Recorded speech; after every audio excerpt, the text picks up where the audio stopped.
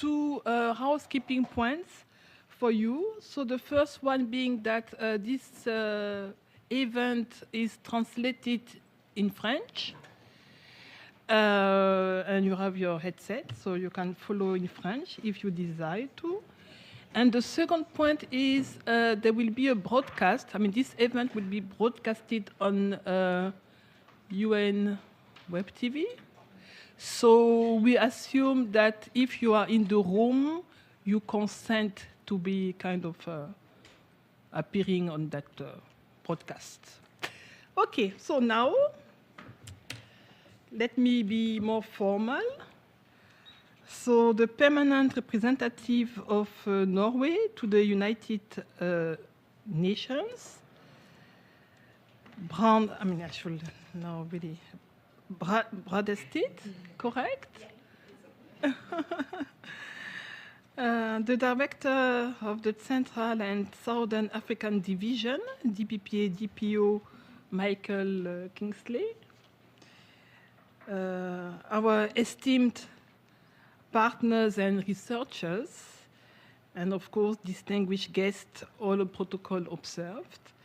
Good morning. So I am Catherine Andela. For those who don't know me, I'm the Chief Gender Unit of the Department of Peace Operations, so DPO. So on this 24th anniversary of the landmark UN Security Council Resolution 1325, I'm very pleased to welcome and thank you all for joining us in person and virtually for this timely discussion on advancing women, peace and security, lessons drawn from the DRC in the margin of the WPS week.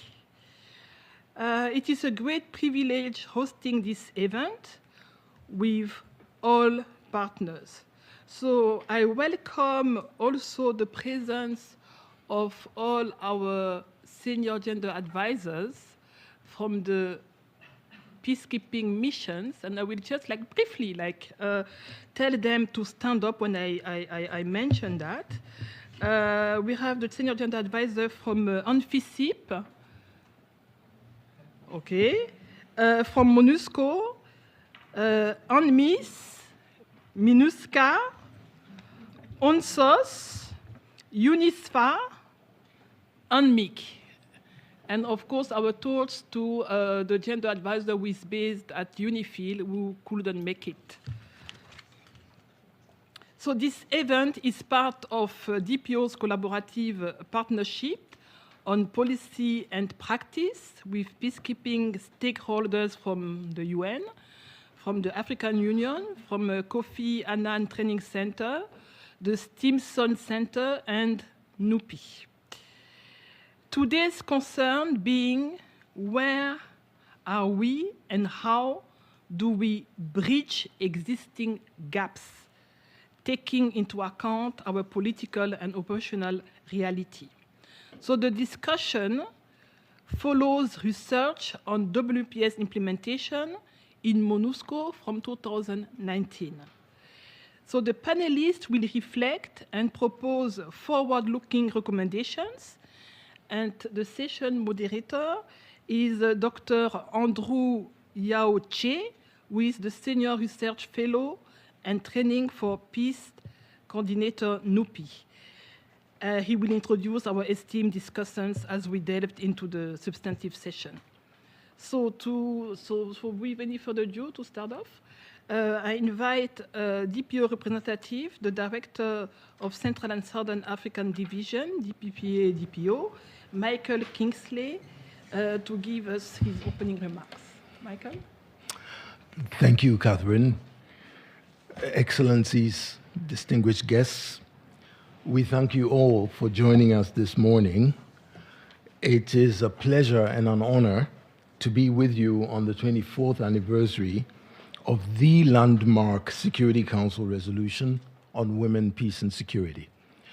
I should say, for the avoidance of doubt, that I am speaking here on behalf of Undersecretary General Lacroix and Assistant Secretary General Pobi. I would like to say that in the spirit of our common quest for sustained achievement of this resolution's goals, we are gathered here to draw lessons from peacekeeping missions, in particular from our mission in the DRC. But we are also here to reflect on the future implementation of the WPS mandate. I'll start by offering special thanks to our partners who are represented here. We, in no particular order, we have the Norwegian Institute of International Affairs, we have the Kofi Annan International Peacekeeping Center, we have the Training for Peace program, and the Permanent Mission of Norway. The African Union is also here. And of course, we have all our esteemed researchers and the panelists for today's discussion. We appreciate all our partners for your collaboration in today's dialogue and also for your long-standing partnership in progressively developing policy and best practice in peacekeeping. Since the adoption of Resolution 1325, peace operations have made considerable progress in implementing the WPS agenda.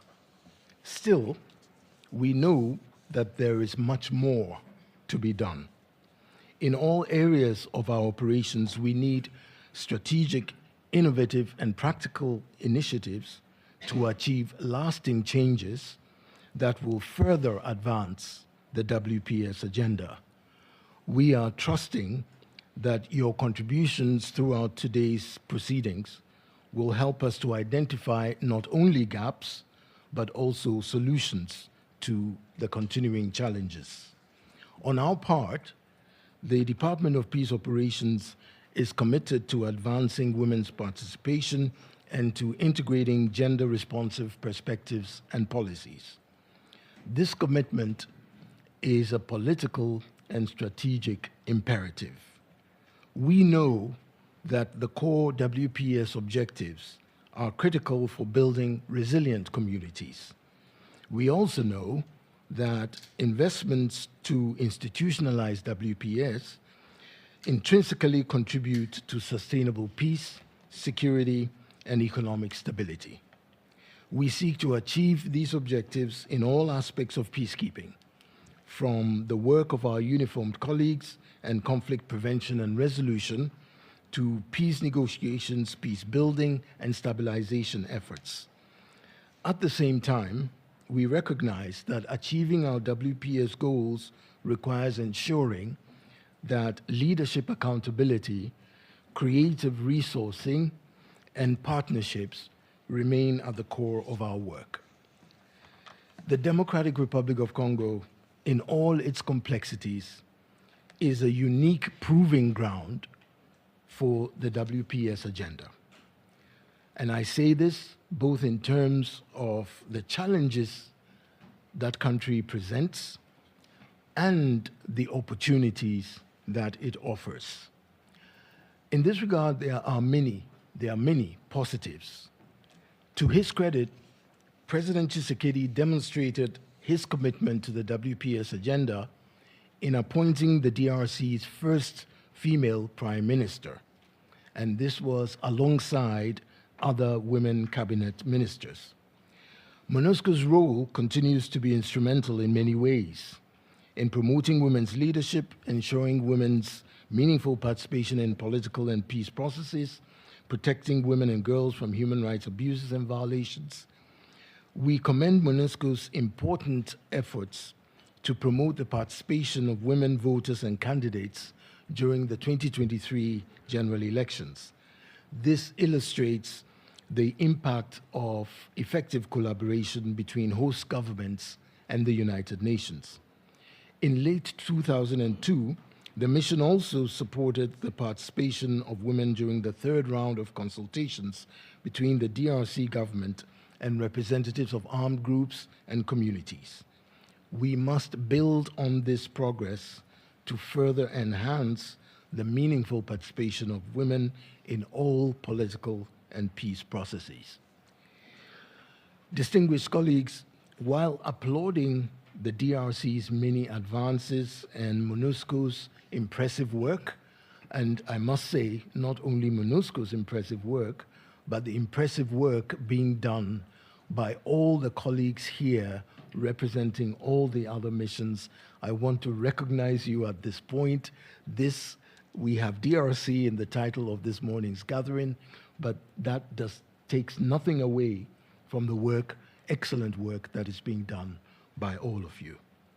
So while we applaud the many advances that have been achieved and the impressive work around our peacekeeping operations, we should also acknowledge that the goal of transformative change and equality remain painfully elusive. For the WPS agenda, many challenges persist in peacekeeping. They include the dominance of power politics, with shrinking political and civic space for women's meaningful participation, perennial security threats, militarism and protection concerns, entrenched social and cultural inequalities, and funding constraints. These and other impediments collectively undermine our efforts and investments across the board. Bridging the gaps and accelerating WPS implementation in our missions require all of us to redouble our concerted efforts. Each one of us has an important role to play, whether as member states, UN entities, regional organizations, civil society organizations, think tanks, or academia. The WPS agenda will not implement itself. Ultimately, that requires political leadership, genuine and shared commitment from stakeholders, and sustained funding. These are the ingredients for realizing, ultimately, the objectives that we share. In crisis and conflict situations, we need to step up our efforts to harness the full potential of contributions from women. In all contexts, we must ensure that gender is recognized and meaningfully discussed, and we must bear in mind that women's rights and the protection of women and children are fundamental elements of international humanitarian law and human rights law. This means that advancing WPS is not optional. It is mandatory and obligatory for everyone. Today, with all of this in mind, we have an opportunity to learn from the past and to be better prepared for the emerging challenges of today and tomorrow. Please join me in believing that our exchanges this morning will make an important contribution to our collective efforts to advance the protection of women and to enhance their contributions to peace. We look forward to a stimulating and productive discussion. Thank you.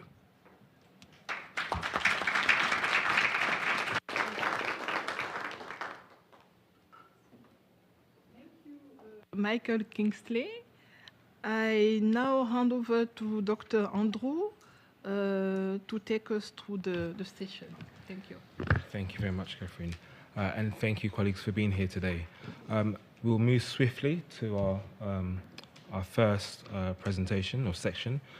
So I'd like to quickly introduce the lead authors. The first is Lisa Charland, who is a senior fellow and director of the Protecting Civilians and Human Security Program at the Stimson Center.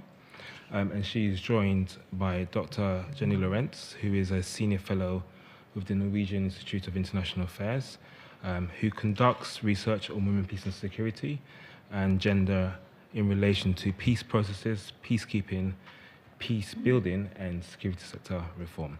After that, we'll then move to our panel discussion. You have the floor.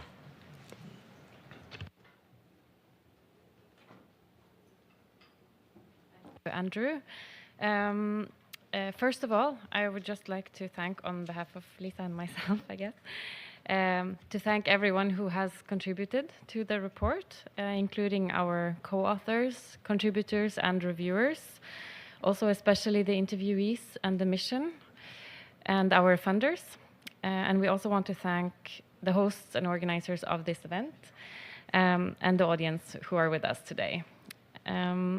So this report, which is available in full on NUPI's website, nupi.no, this report is a result of a collaborative effort between many individuals and institutions, and it examines how MONUSCO has worked to implement the WPS dimensions of its mandate in the period from 2010 to 2021. And to do so, we first analyzed WPS language in the mandate resolution texts from 2010 to 2021. And this analysis showed both a quantitative and a qualitative expansion of WPS language in the mandates in this period. So quantitatively, there was a substantial increase in the number of references since 2013, with the highest number recorded in 2021.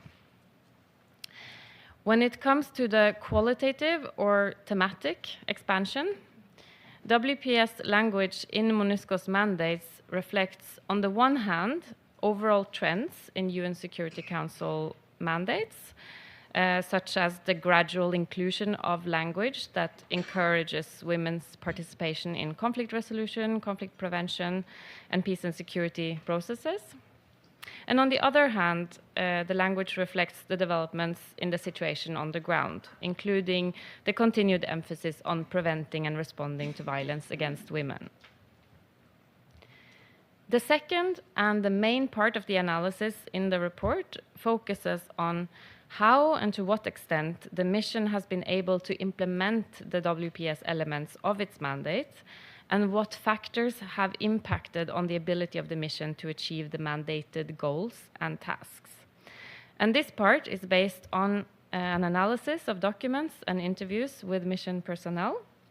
And I will hand over to Lisa Charlen now, who will share some of these key findings and recommendations from the report. Thank you so much, Jenny, and thank you to all of you for joining us today. And I echo the thanks that Jenny has extended to our partners, co-authors, funders, and particularly those in the mission who engaged with us on this research. At the outset, I briefly wanted to note, so this report has followed the methodology that we've used for upon studies, and that was adapted to focusing on the women, peace and security agenda.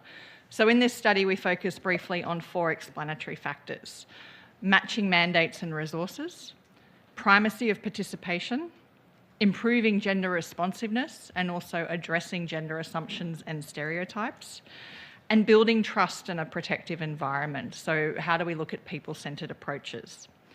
In the interest of time, I'm just going to highlight 3 brief findings from the report, and we would be happy to go into other points later in the discussion. The first, I think, that is worth referring to at the moment is looking at the gender scorecard that has been developed by MONUSCO as an accountability mechanism on women, peace and security. The gender scorecard seeks to assess how different components or sections in the mission have integrated gender-sensitive approaches in their work. Structurally, the approach to gender in MONUSCO is quite decentralised, with the Gender Affairs Unit providing technical and advisory support in the mission. And what this means, in effect, is that the substantive sections, political affairs, civil affairs, the force, the police, and I should say that's not to say the Gender Affairs Unit is not a substantive section, but just by distinction, those sections are responsible for integrating gender-sensitive activities into their work. So the scorecard assesses each of these sections in terms of how they are going about those efforts and where they rank.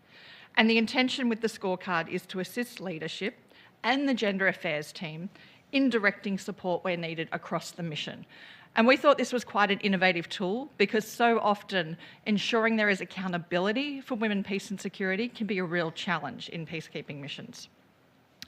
The second aspect I want to focus on is the finding emerging on participation as relates to supporting women's meaningful participation in the security sector, peace processes, governance institutions, and political processes such as elections.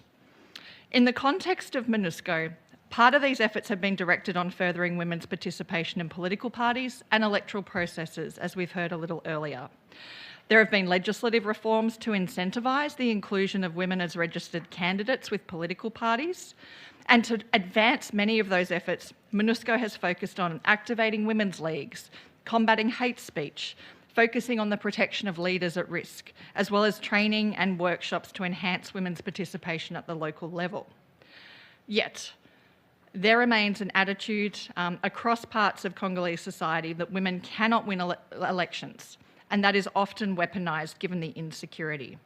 And this points to some of the challenges for peacekeeping missions in terms of influencing structural change in these contexts. On the issue of peace processes, one of the challenges that is being faced and that was shared with us in the interviews is that women are not viewed as fighters. Conflict reinforces social behaviours that marginalise women from decision-making. And so the mission has been working to establish a women mediators network, for instance, to elevate women's participation in some of these processes. But there still remains a significant gap.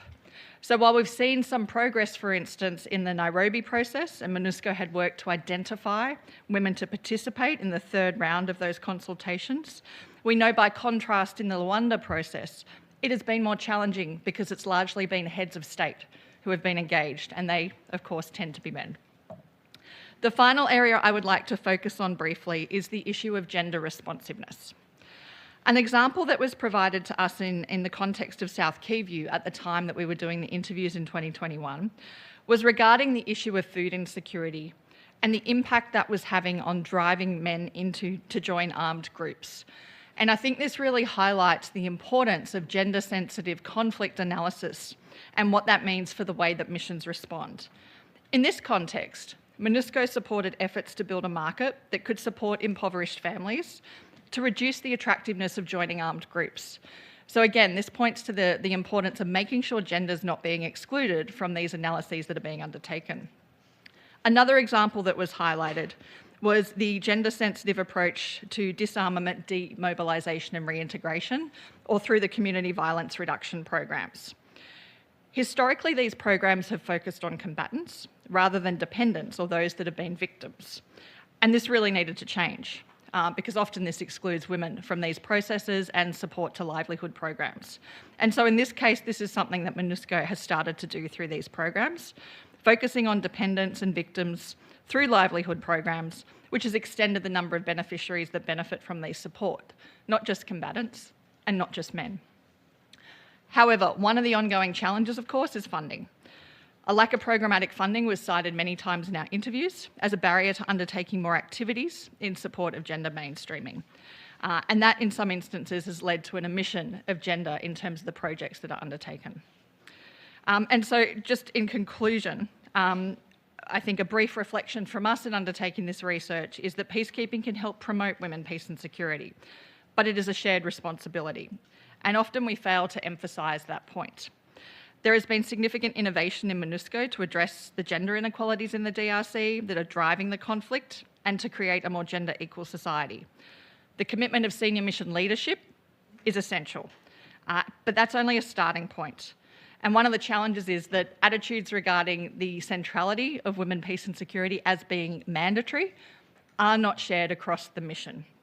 Indeed, one example we were given in the uniform component, for instance, where there were still attitudes to women wearing pants in the mission. And I think that highlighted some of the attitudes that still need to be shifted. So the challenge for MONUSCO moving forward will be how to ensure that WPS remains a priority as part of the transition process and when working with partners in the region, both in terms of other peace operations and UN entities, as well as governance institutions, civil society and local organisations. Thank you.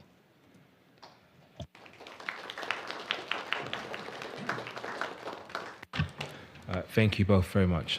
We're now going to swiftly move over to three esteemed discussants who will reflect on some of the key findings from the report, but also with their knowledge and experience, bring in some of, I would say, other aspects that could connect and open the discussion. So our first speaker is Mira Afie, who is the Senior Gender Affairs Officer with MONUSCO. We'll then head to Mr. Zinu Agui, who is the Senior Advisor of the African Union Mission to the United Nations and Peace and Security Coordinator of the African members of the UN Security Council, the A3. And then Dr. Emma Boko, who is the Acting Director of Research at the Kofi Annan International Peacekeeping Center. All participants will have a sort of strict 7 minutes, and I'm looking at them with a strict 7 minutes to reflect on aspects of the report, but also we would then open up for open discussions where we can discuss more broadly other aspects. So, Mira, you have the floor. And I'm going to go fast, hoping that I will conclude my comments in 7 minutes. And I just want to say that I wish I had prepared my presentation in French, just to have a little bit of diversity, and because the DRC is a French-speaking country, but nevertheless. I would like to start by thanking colleagues, the organizers of this side event, for inviting us to participate in this discussion, and the researchers for this insightful study on women, peace and security in the DRC, focusing on MONUSCO. In terms of what the research achieves, I think it provides a strong historical perspective on the evolution of the mandate on women, peace and security. I believe from an initial focus on protection and moving broadly to participation and then integration into other mandated priorities. The research also provides a realistic assessment of the mission's efforts, including the gender affairs section, but also other sections and components of MONUSCO to contribute to the realization of WPS in the country. I think I should welcome the spotlight on our work. The scorecard was mentioned in terms of assessing how sections integrate gender into the implementation of the mandate, and this is across the mission. The report also mentioned the work that we do on mapping risky areas for women and girls, where we go to communities, speak with them, and try to identify where they are the most at risk of being attacked by armed groups, and then share our findings with protection actors.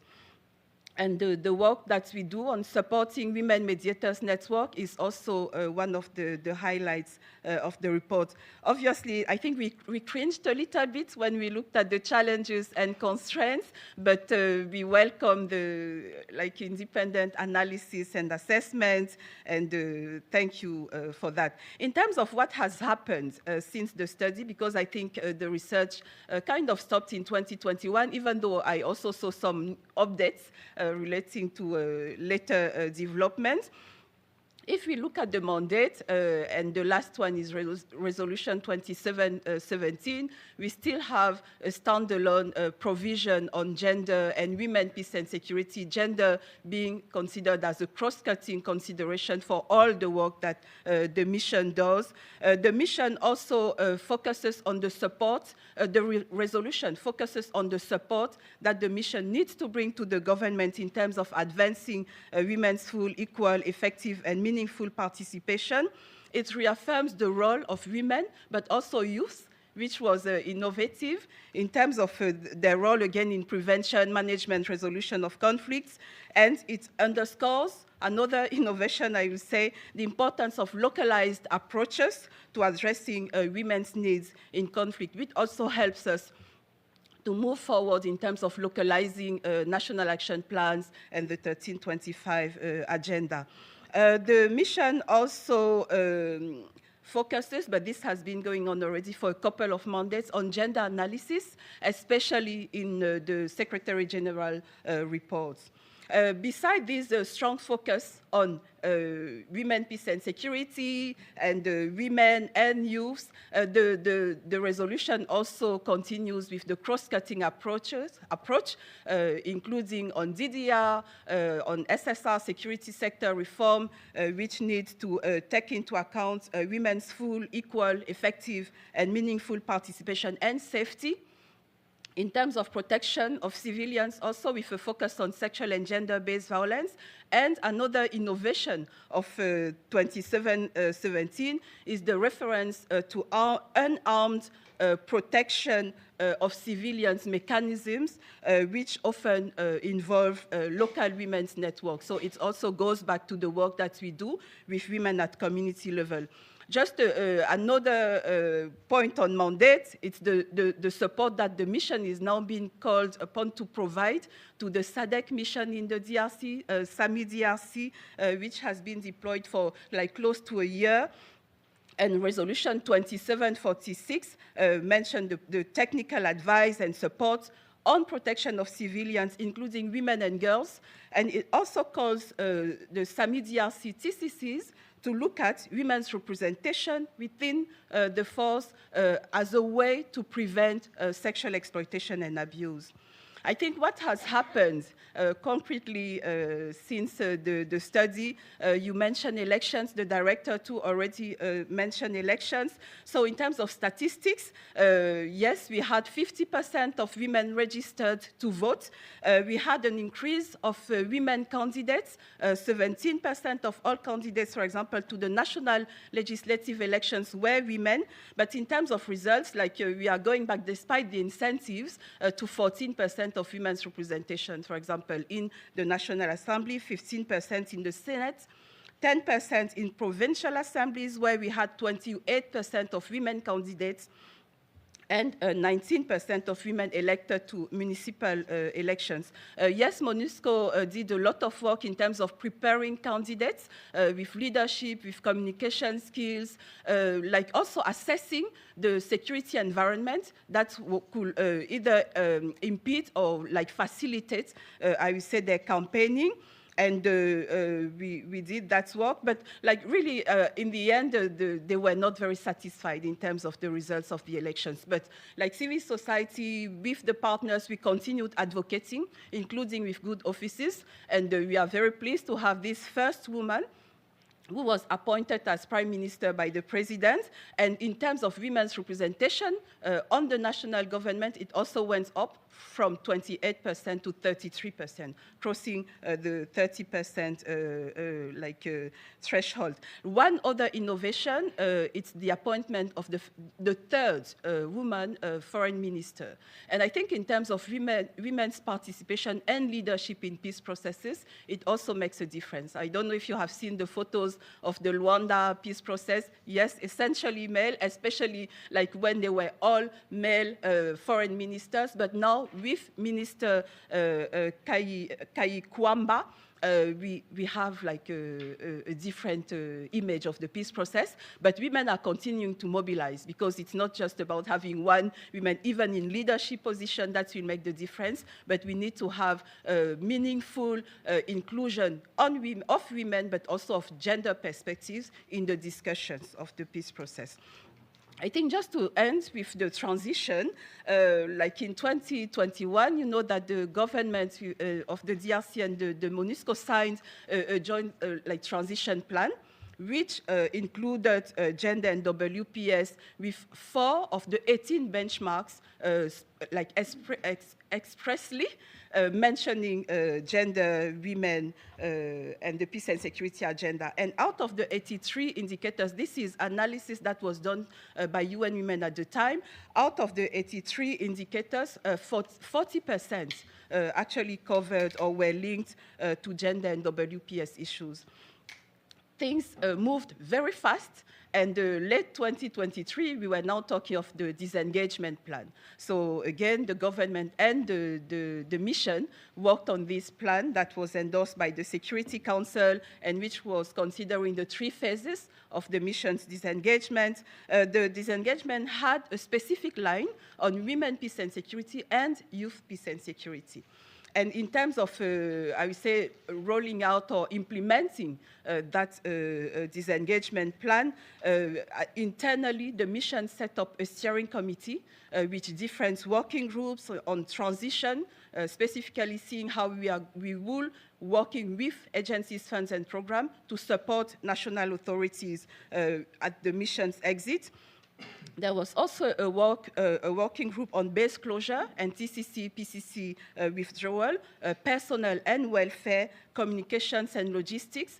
And from the gender affairs sections, we were actually tasked to see how to integrate gender and women, peace and security in the work of these working groups, and we did that. In terms of implementation of the disengagement in South Kivu, we moved from a specific priority on women, peace and security, youth, peace and security, to integrating gender and WPS across the 4 priorities of the provincial transition plan: protection of civilians, human rights, strengthening the rule of law and state institutions, and support to DDR, community recovery and stabilization. And what we also did for the disengagement in South Kivu was to work with UN Women to ensure that the work that the mission had been doing on gender and WPS was continued, taken forward, and we provided gender capacity while UN Women committed to implementing programs, and we signed an MOU. I think moving forward, and it's the last part, I will say that we need to continue, obviously. We are still working on transition, on disengagement, even if there is no specific dates. And we are continuing to strengthening local capacities for implementing the WPS agenda with the establishment and strengthening, for example, of local steering committees with UN Women, with funding from Norway, and we did that work especially in Ituri. I can also mention that the work that needs to continue and on ensuring that women are involved in early warning, local protection committees, and contribute to their protection. I think I can stop there because there are many other points. Thank you. Thank you very much. Thank you. And apologies to rush you, but time is not on our side. Zinu, you have the floor, please. Thank you very much, my brother Andrew. Let me recognize the ambassador of Norway and my big brother also, Michael Kingsley, for also being here. And of course, the partners, Simpson Center, NUPI, KIPTC, and I would say maybe more importantly, the Department for Peace Operations for pulling all of this together and also inviting us. I'm happy to be here representing my boss, Ambassador Fatima Kiari Mohamed.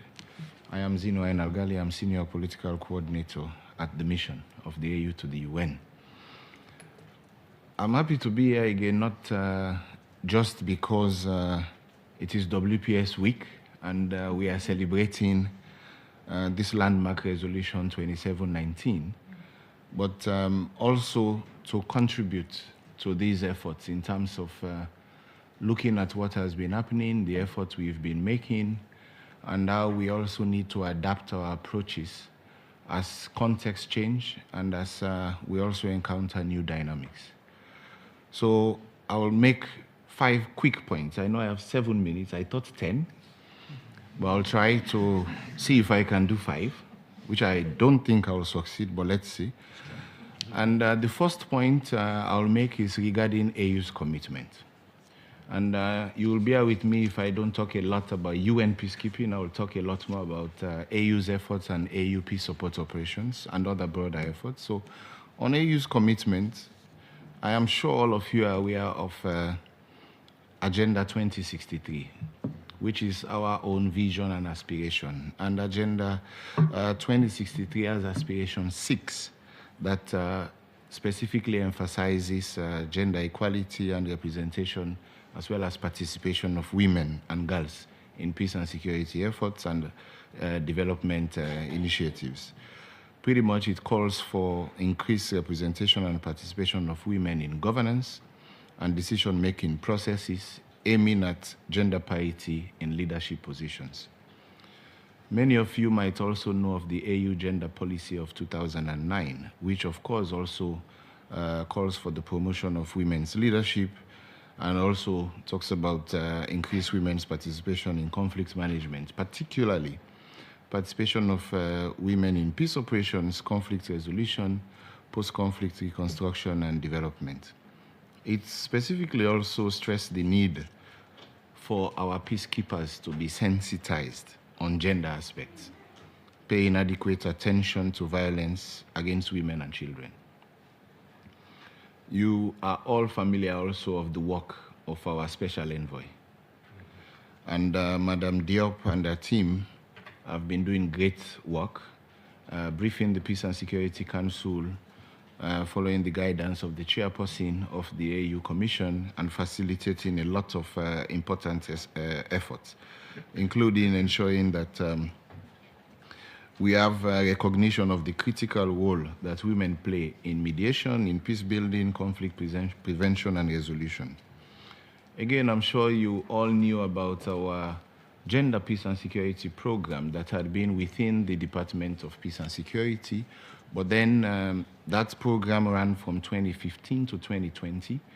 And then with our new structure as part of the reform of the AU Commission, we now have the Political Affairs, Peace and Security Department, which has one of its directorates, that is the Conflicts Management Directorate. So Gender, Peace and Security now is a unit within the Office of the Director for Conflict Management. So not a program anymore, but a unit. So more fully established in that regard. And that program then, which is now a unit, now facilitates implementation and monitoring of what we call a results framework on monitoring and reporting on implementation of the WPS agenda. And that monitoring framework spans from 2018 to 2028. And the team is working to finalize a strategy that will also guide scaling up of implementation of this results framework. And this results framework and the gender strategy has three key pillars. One includes ensuring that existence of instruments to promote women's participation in AU-led peace and security efforts. Second, efforts undertaken to integrate gender and women's perspectives into peace and security initiatives and activities. And three, measures taken by the AUC to capacitate our peace operations personnel in ensuring that they respect and promote women's rights and prevent sexual, gender-based violence, including sexual exploitation and abuse. So these are key aspects that not just reiterates our commitment, but also outlines the efforts that we are making and the instruments that guides us in all of these efforts. My second point then, I want to highlight quickly some examples of how we've been mainstreaming gender in peace operations. We've been doing that and then realized that we need an assessment to capture it. So between 2020 and 21, we actually did an assessment looking at how we've been doing that in PSO, but then specifically looking at AMISOM. And the assessment took note that within the mission in Somalia, we have what we call a protection, human rights, and gender unit that facilitates all this work. And then we incorporate all these aspects together. And many of you might have heard about our AU Human Rights Compliance and Accountability Framework. So this is a more encompassing and overarching framework that includes our efforts to ensure respect and implementation of all the obligations of international humanitarian law, international and human rights law, as well as conduct and discipline in this regard. So we took note then that gender is part of all of that, and that's how our units in the missions are structured. And then we coordinate gender activities within this broad framework. But then we wanted to understand the specifics of what we've been doing on gender issues. And we realized then that there is need for a specific gender policy in this regard. And currently, the colleagues that are working on the gender unit, like I mentioned, within the Director's Office and the Peace Support Operations Division focal points for gender, they're actually working on elaborating the outcomes of the assessment and its recommendations into a policy and a strategy. But I will just highlight a few other points in this regard to indicate that in 2021, we also adopted a doctrine on peace support operations. There we, of course, talked about gender mainstreaming, including child protection and all those issues in peace support operations. Under our compliance framework, we have a suite of policies that includes policy on sexual exploitation and abuse, conduct and discipline. Just last week, we were looking at a policy on remedial action in terms of looking at how to ensure our response and remedial action is quite robust in addressing these aspects when at all these aspects are violated, because the first aspect we try to do is to ensure prevention first before response and then see how to remedy these issues. And we also ensure that gender mainstreaming is part of planning of our operations. And that when we launch those missions and in our management of those missions, these aspects are part of it, and in our reporting. So even our reports to the Council also cover these aspects. We took note also that we talk about increased participation of women in peace operations. But then when, for instance, I was head of peace support operations in Addis, I noted that in our notes verbal to our member states, when they second officers or give contribution, they still give us more men. And we realized that they also cannot give what they don't have. So we then took note that one aspect of advocacy then should be that we encourage our member states that they increase the intake of women in their uniformed forces, so that when we ask to our notes verbals for contribution, that they don't just give us the women they have, but they give us women that are qualified and can make the meaningful contribution in higher level positions of leadership to make the difference. For instance, you will see in Somalia, for instance, our police commissioner is a woman. And we are happy for that, because we don't just want military personnel that are just part of the troops that are doing just tactical level work, but that they are part of the senior mission leadership and decision-making cadre.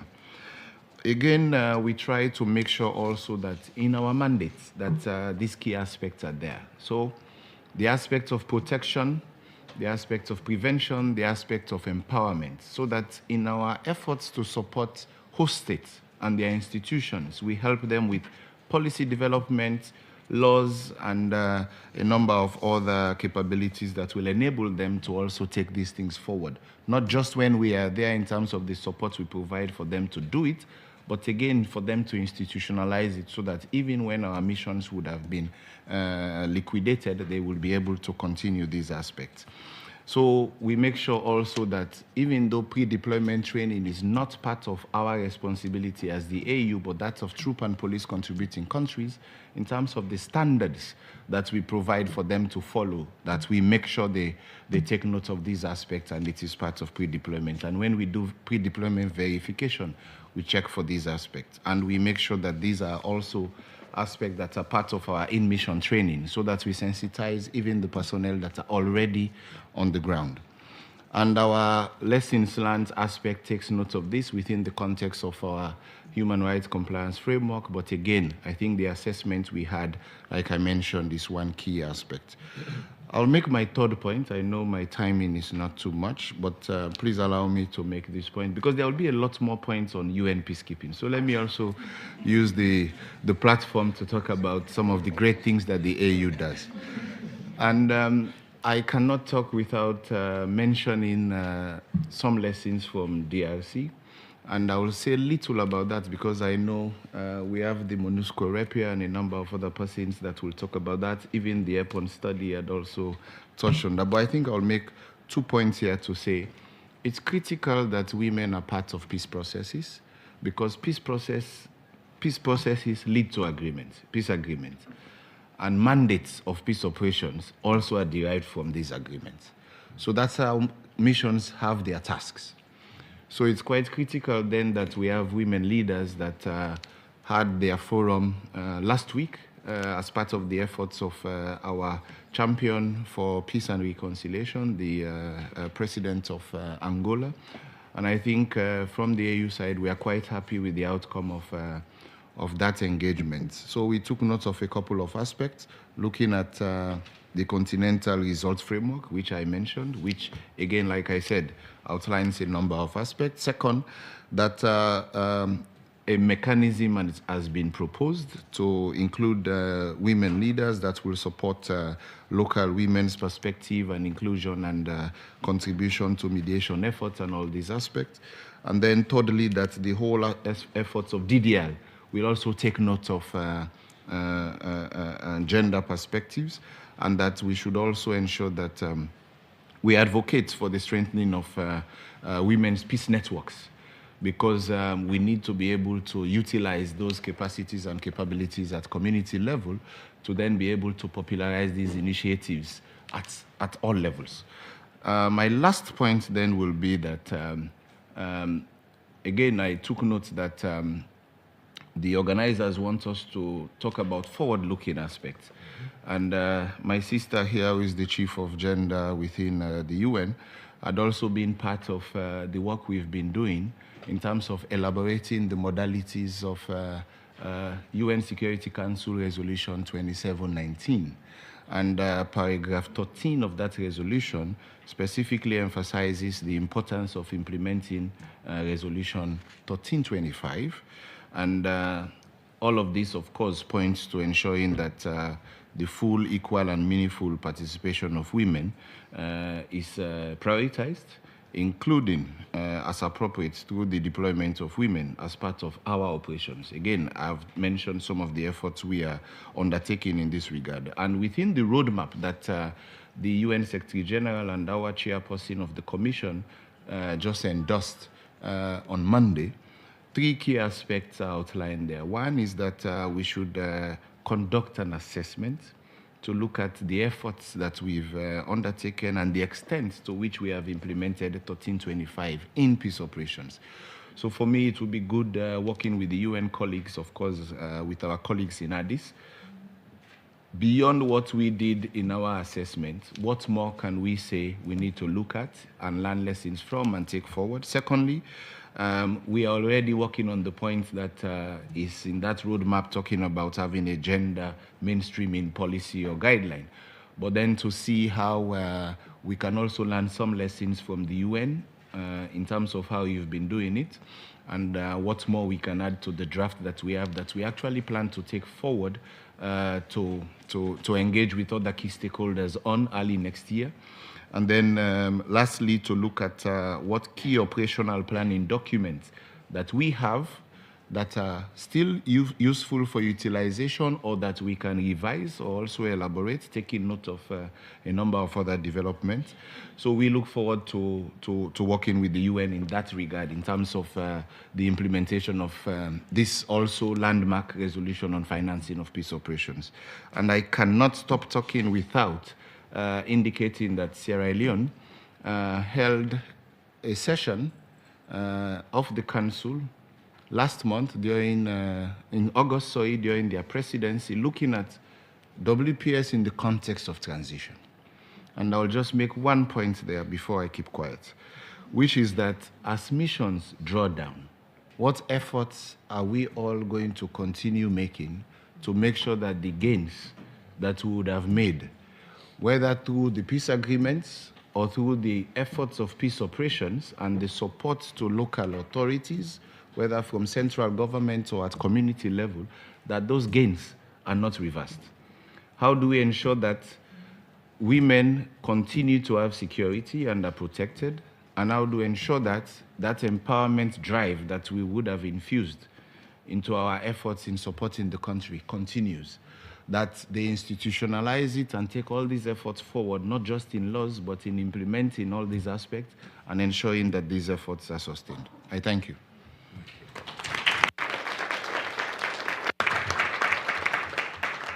Doc, you have the floor,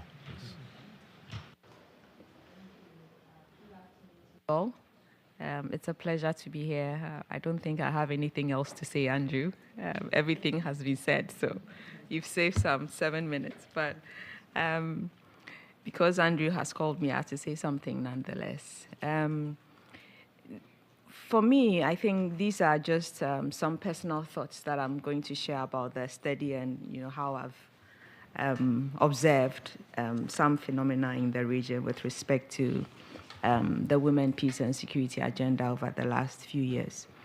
The study is a wonderful study. I mean, the breadth of people that you spoke to, the report is really very detailed, and it showed the depth of work that is being undertaken in DR Congo, which is a difficult environment to operate in, big country that has so many challenges. And it's interesting that the other gender advisors are here to share ideas with their colleagues. And for me, I think the experiences of DR Congo reflects the experiences of some of the other countries in which there are peace operations. And I'm sure there's a lot of learning that's taking place this weekend, I'm sure within your networks.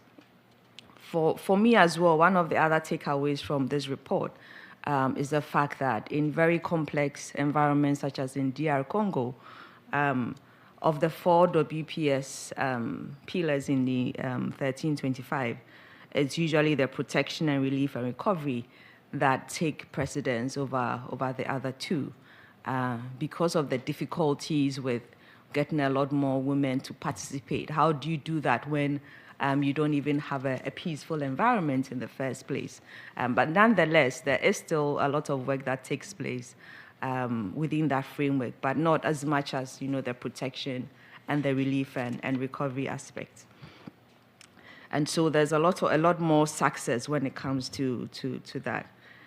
Then also the report for me, having worked on conflict-related sexual violence for a number of years, demonstrates some of the catastrophic failures of I wouldn't call it the WPS agenda to maybe prevent sexual violence in conflict, the large-scale attacks against women and girls, which over the years, I was surprised to read, hasn't reduced. It's actually now started increasing over the last few years. And I think that, for me, breaks my heart because one would have thought that with a lot of the work that's been put into it, this would have reduced.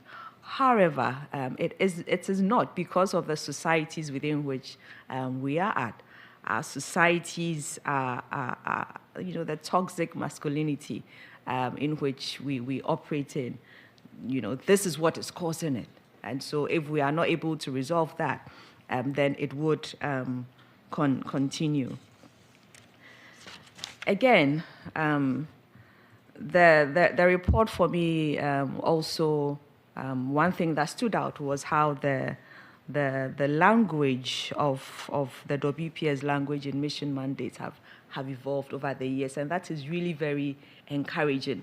There are very positive efforts to ensure that no matter what text, framework, policy is being designed, that the WPS language is there, and not just there, that it makes a strong impact. So I think that is really very good. And it resonates, I think, listening to Zeno talking, it's even cascaded down to, or up to the regional organizations and the sub-regional organizations in terms of ensuring that WPS makes a strong impact in all the regional documents that are being done. The other thing also that I wanted to reflect on was in the report was about the limited gender resources that are allocated to WPS, which I think is a shame. I think we are going to call a spade, isn't it, within this setting? And I think having a policy without dedicating resources to it, what are we doing? You have to put your money to it if you're really committed. It's not just about putting 3 clauses in a policy and leaving it there for for people to take action, there has to be allocation of resources. You do not say put women in a particular position and not create an environment within which those women can operate. That needs resources, right? So those are all some of the things that we need to emphasize on. And then maybe just a few more points about implications for maybe the work that I do in the region and some of our colleagues do in the region. And I think Zinu alluded to the fact that within the Political Affairs, Peace and Security Commissions, there has been active steps to have gender units, gender advisors, which even within ECOWAS wasn't the case. So I think there's a lot of effort in that. And so I think there has been significant learning and sharing of experiences between the UN and regional organizations, which I think is a very good point. And Zinu already touched on the roadmap, which it's good to know that it's been accepted and that there are key WPS indicators within it. And I think beyond that, it's important that the accountability measures, the monitoring, the evaluation, all include WPS aspects if we really want to take it seriously. Because as the report noted, and as we all know, there really hasn't been any UN peacekeeping mandate since 2014. And so a lot of the new mandates are evolving in the regions. And so it's important that a lot of attention is focused on the African Union and its regional organizations to support them if we want to make a good impact in the WPS agenda. And obviously, similar to the UN missions, the nature of regional peace operations is such that the protection as well as the relief and recovery will take precedence over the others because these are strong peace enforcement mandates. And so we still need to find a way to bring in the WPS agenda there and ensure that it's taken seriously.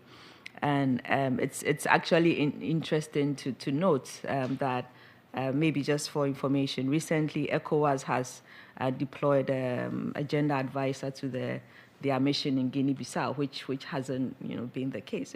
So I think this is really very, very good. And then the other thing that I also want to emphasize is the need to, and this came out a bit in the report about working very closely with women's organizations, grassroots organizations, because a lot of the time, when it comes to the participation aspect and some of the relief and recovery efforts, they take precedence and they do a lot of the work there in the places where we all cannot be all the time.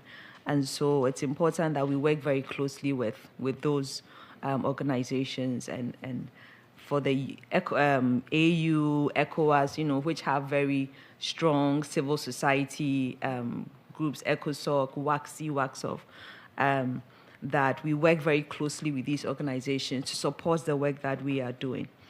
And then for me, at the training level, as a trainer, I think sometimes we take it for granted that because we talk so much about women, peace, and security, everybody knows what it is. Everybody knows what we want to do. But you'd be surprised that in a training session, when you start talking about some of the gender issues, there's really very little knowledge. Even for yesterday, we had a session where some of the gender advisors even need training, lots of skills. And so beyond a lot of the talk, we need to train people and not take it for granted that everybody knows because there's a lot of noise that is being made. There is a lot of ignorance out there. And so we should not take it for granted. And then finally, just my concluding thoughts, just my final thought on the fact that, listening to Mireille, listening to Jenny and Lisa shows that a lot of work has been done. And I'm sure when we open the floor and we listen to colleagues from the field and at the headquarter level, people will talk about a lot of the work that's been done. I think sometimes you can feel really very frustrated that you are not making the impact that you think you should. But it's also little steps, little successes, and sometimes when you read the reports, the EPON report, you think, oh, so what has been achieved, right? What was prevented? But I think for those in the field, it's little successes, when a little girl is able to go to school without, being attacked, when a woman that has been raped get a little bit of support, and, some psychosocial support. So it's those little successes that I think should propel us to the next step. So, but there's still a lot of work to do. Thank you so much for your attention.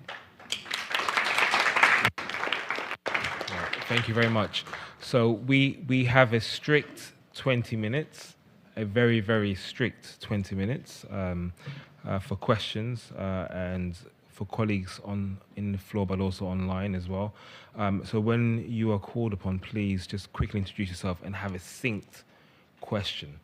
Not a statement, just a quick question. I emphasize that so that we can get as many people in as possible. And what I'm also going to do is I'm going to request that if the gender advisors who are in the room from the field, if you could take the first 3 questions, and then we'll go to others as well.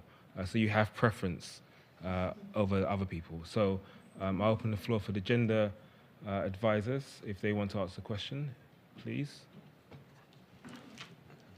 And then yes, please, yes. I don't know how to operate the mic, so. Okay, so. Thank you very much. Thank you very much. My name is Kasumi Nishigaya. I am Senior Gender Advisor of UNMISS, South Sudan. And I have a question about the study. I'm very interested in the role of the international, international human rights instruments, or even regional instruments. Like in the case of UNMISS, it's relevant to talk about African Union related regional human rights instruments. I want to know to what extent they have also played the role in terms of localizing the principle of that message into, the empowerment of women. What kind of roles that also the mission played in, populating the awareness across the stakeholders and concretizing actions of the national institutions, civil society, and also citizens overall. So thank you. Thank you very much. Oops, I think I'm calling here. Okay. Good morning. Good morning, everyone. I'm Judith Mirembe from UNSOS Somalia, and my question goes to African Union. And thank you very much for that elaborate discussion that we've really had on the research. Just to hit back to just discuss about the support that the African Union is providing in Somalia. UNSOS provides logistical support, and we are working on seeing how we can include a gender perspective into the logistical supports that we provide to the ATMIS mission. However, you spoke about having the portfolio of the gender advisor together with human rights and protection. And we think this area is really large. One person having 3 portfolios managing this, and you find that the WPS agenda falls through the cracks when one person is providing protection, child protection, and WPS compliance. You find that WPS falls through the cracks. As we're moving into this transition, and you have a lot of other good policies that the African Union is developing and having a gender unit at the HQ level, can it also be replicated at the field level to have a WPS gender unit separately so that we can be more effective in the delivery of your work? Thank you.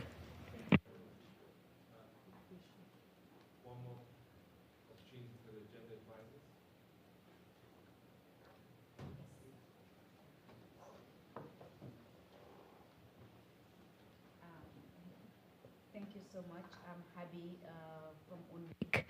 And for me, it's a very great report, hearing and having some background of a little bit of MINUSMA, because I was also a gender advisor at MINUSMA, and we see some great success and some challenges and gaps that we can learn from. Having also been right now in Kosovo, in UNMIC, where we have 3 other missions, where when we do the best practices, lesson learned, with AU, with this 2719 resolution, there are some lot of rooms where we can learn from and see what did not work well in Mali per se or Congo, and also what have worked well in the Kosovo UNMIC side, and what we can do more. So this is something that I wanted to make a comment, and the main for me is resources. When I see these good policies, good strategies being written, what are the resources there that we take advantage from when we're talking about this transition from the AU, from the UN? What can we learn and how can we do it better? Thank you. Excellent. Thank you so much. Okay, so we have 3 questions. I'm going to point to Muriel to answer the first one in 45 seconds. Zinu, 45 seconds on the UNSOS, please, if you can. And then the third question, maybe to both of you and anyone else that wants to chip in. Sorry, time is, I know, hate me. I know, but time is not on our side. So I'm trying to get as many questions as possible. Please, Muriel.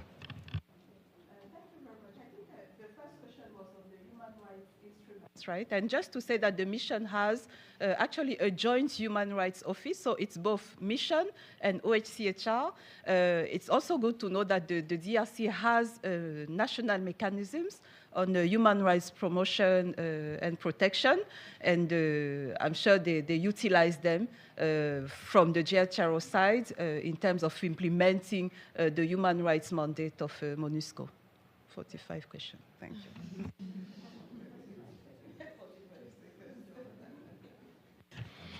Yes, no, thanks for the question.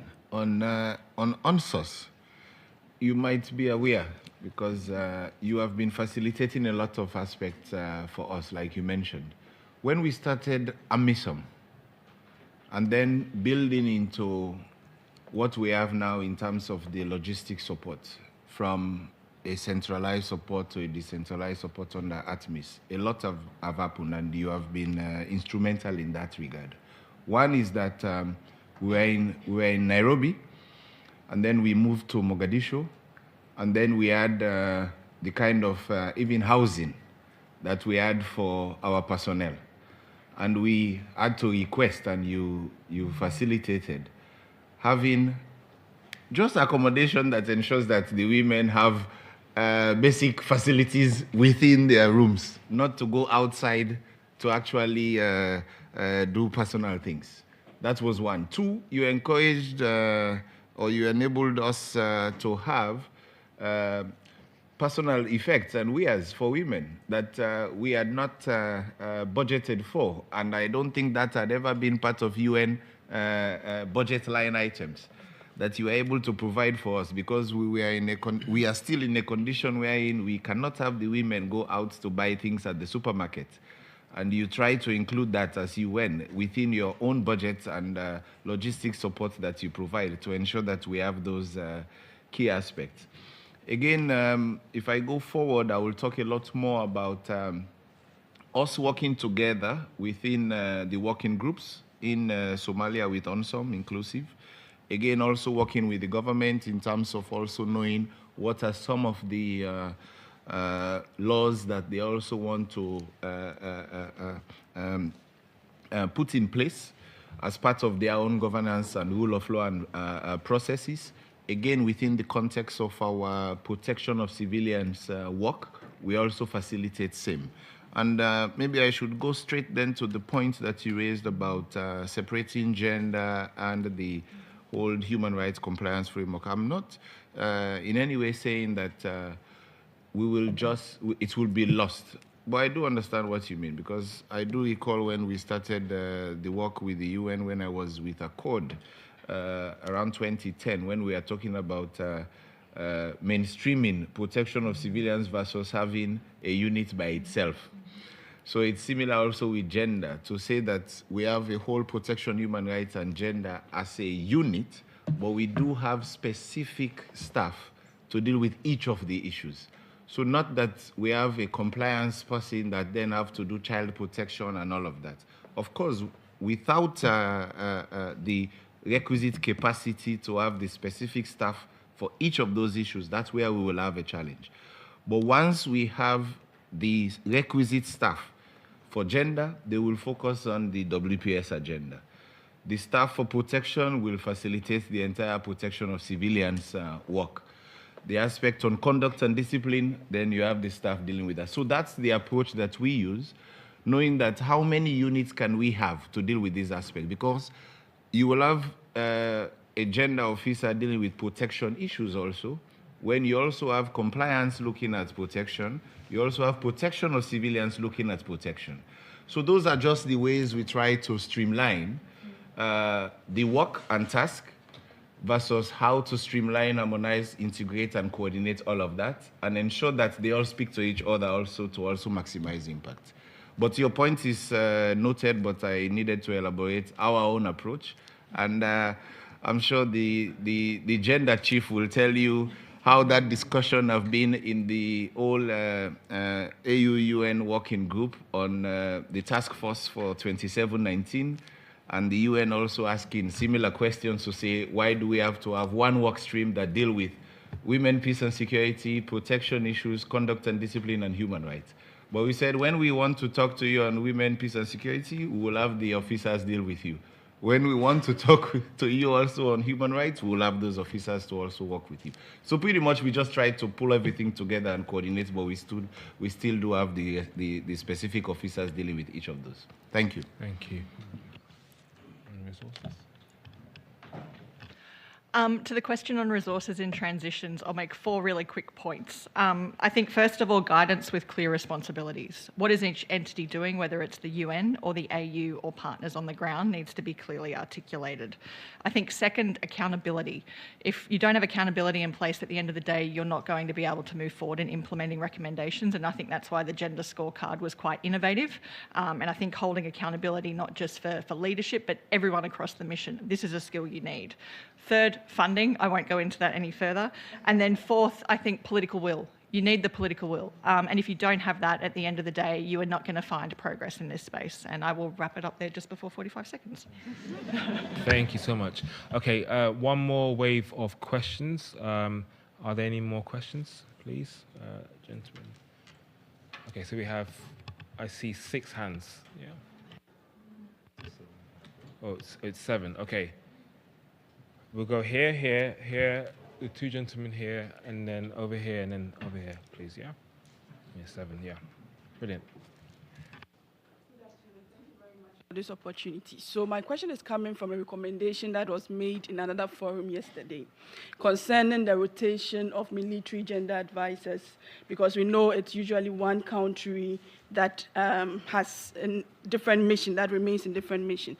My question is, between 2010 and 2021, from the report, what will you consider as the advantage of this system, and will you recommend that it's rotated instead of them being the same from the same country? You forgot to introduce yourself quickly. Dr. Anna Mensah from KIPTC. Thank you.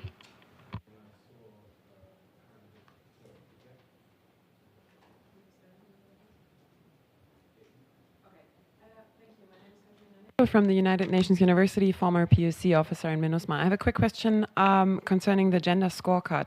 How do we ensure that that this does not lead to yet another reporting mechanism, but that it actually really sees some tangible effects on the ground and actions? And thank you for this really interesting event. Thank you.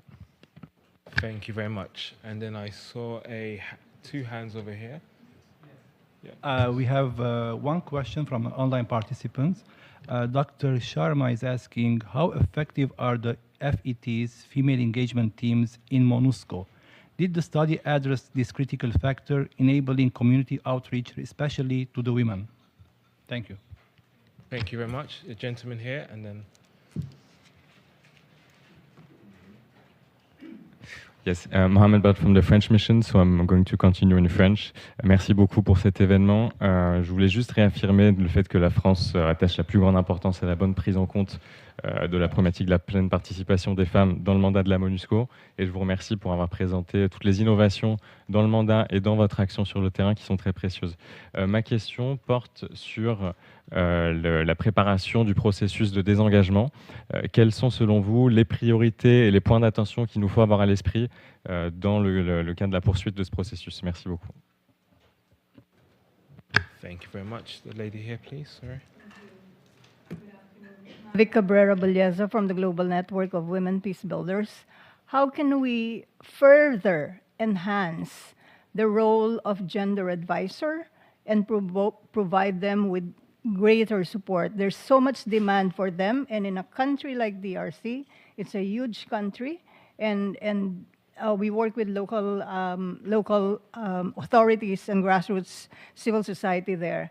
So the increased support, increased resources would really enhance that partnership in ensuring that the Women, Peace and Security agenda is implemented and led by the people who are actually affected by conflicts and crisis. Thank you. Thank you so much. And then the final question from here, please.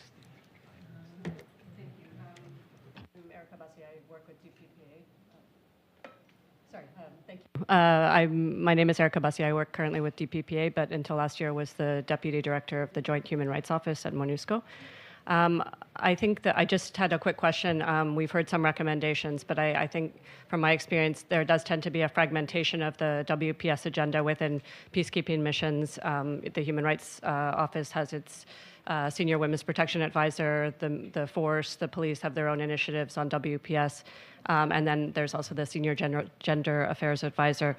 So just a question as to some recommendations. We heard about the gender scorecard, but other recommendations as to how to ensure a cohesive WPS agenda within a mission. Thank you. Excellent. So we have 6 questions. First on rotation, second on targeted effects, third on FCT and effectiveness, fourth on the preparation for disengagement, the fifth on enhancement of gender advisors, and the last one on, if I sum it up correctly, fragmentation between the missions as well. So who would like to respond on which one first? Shall we go to, yeah? Do you want to start? Yeah.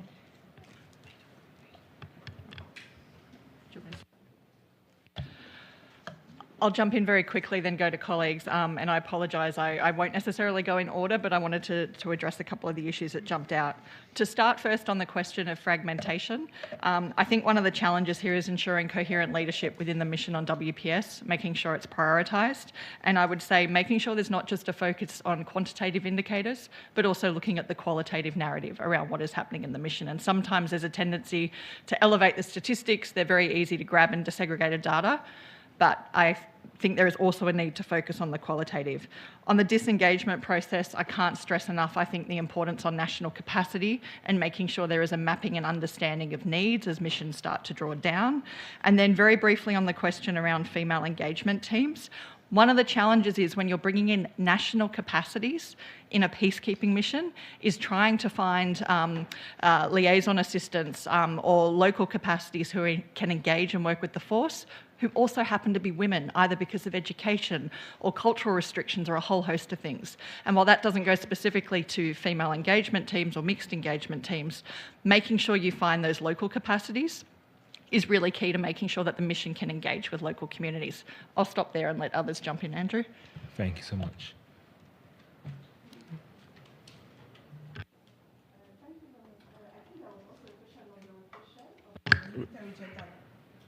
Gender advisors. Yep. From MONUSCO, they are usually from the UK, and I think so far it's working well. And I know there's an issue about handover between the military gender advisor, but what we have seen is the new one often arrives before the previous one leaves, and they are able to prepare like a smooth handover. That's what I can say.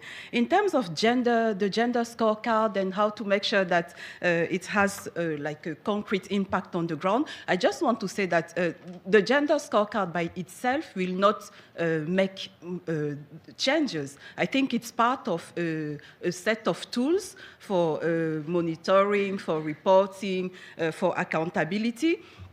And linked to that, I just want to go back to the question on the resources. Like when we look at the budgets of peacekeeping missions, they are huge. So I think we probably, and member states, could do an improved work, I would say, in terms of tracking allocations made to gender and WPS within the missions budgets.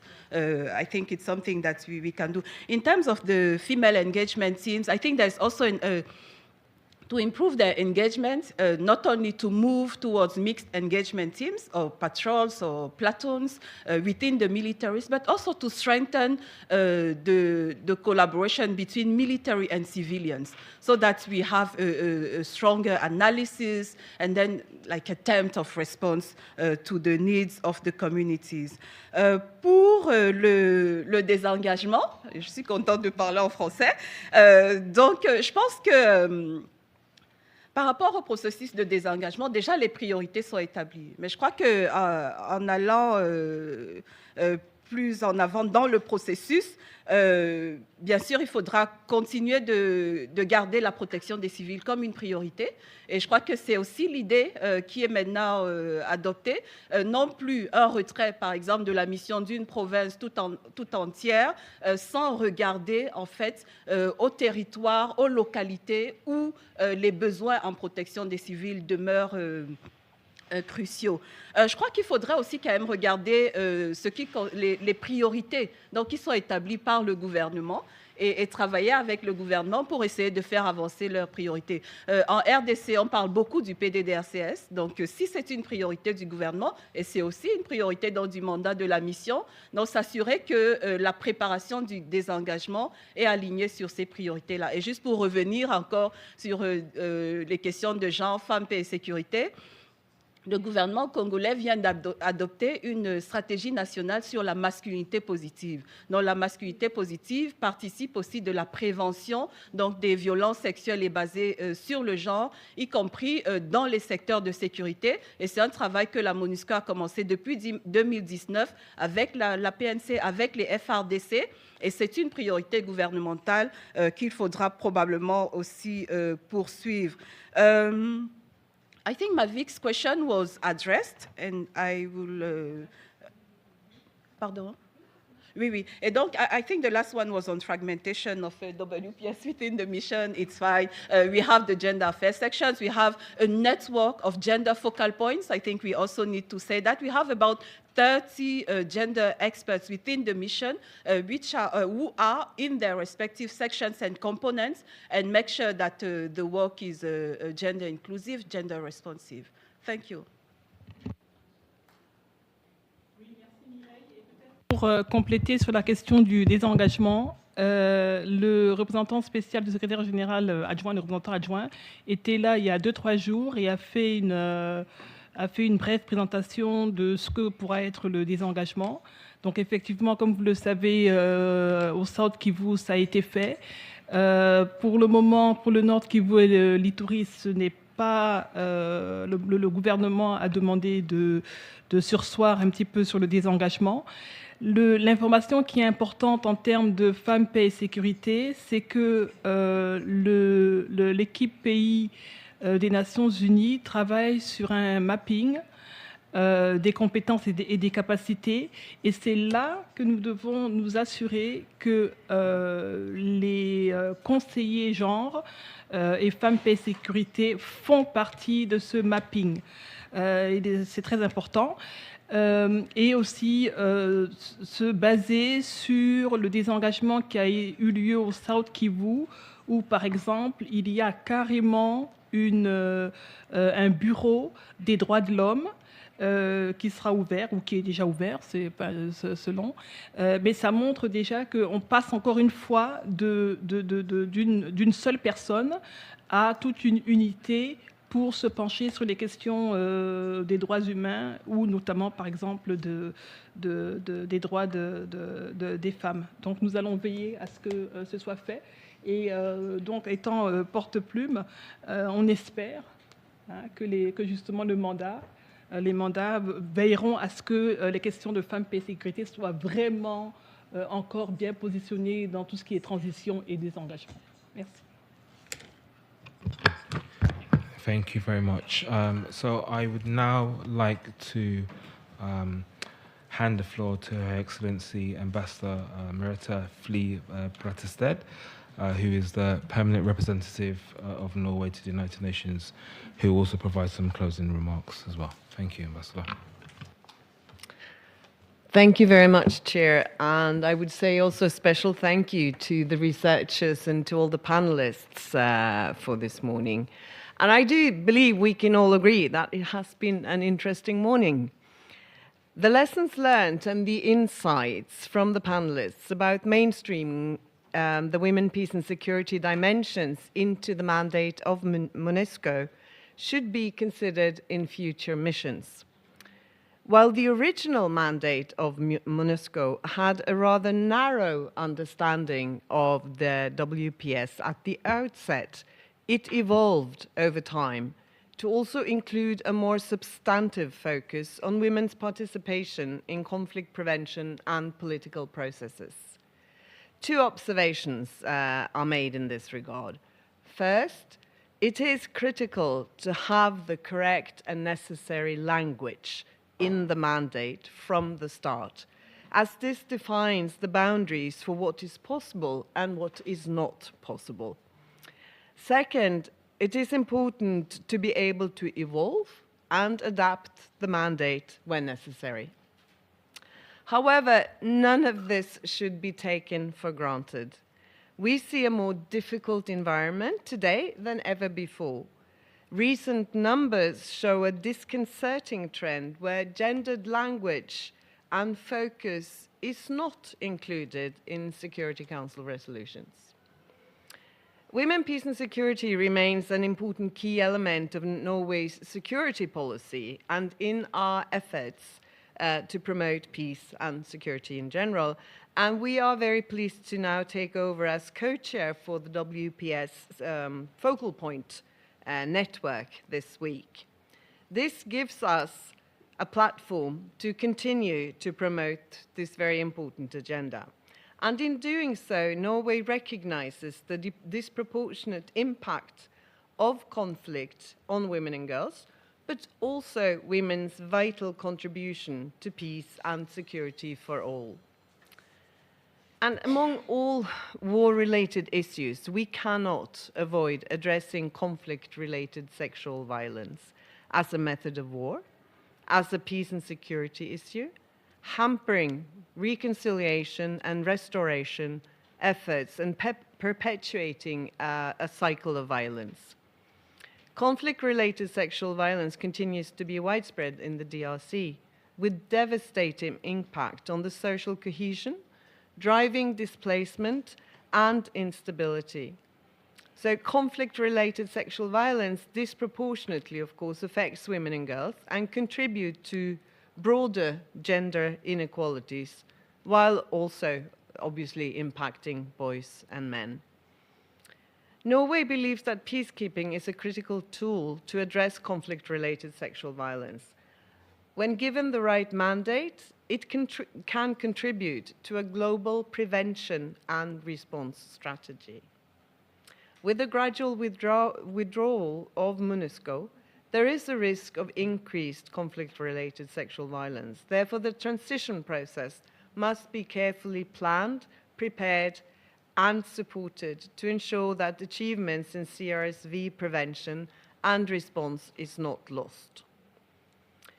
The Women, Peace and Security agenda in peacekeeping is an operational necessity and a priority for UN peacekeeping. we need to find ways to continue observing accountable, effective, and responsive approaches to a WPS mandate being implemented in all peacekeeping. We hope that the lessons and recommendations on women, peace, and security approaches from MONUSCO will inspire further and future efforts in other UN peacekeeping missions. So with that, I would like to thank everyone who contributed today with insights, with knowledge, and with good questions.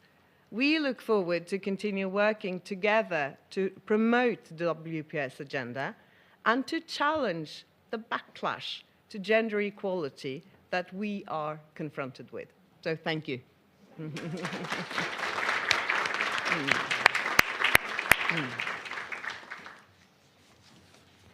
Thank you very much, colleagues, and that brings us to the end. Just a quick acknowledgement from our side.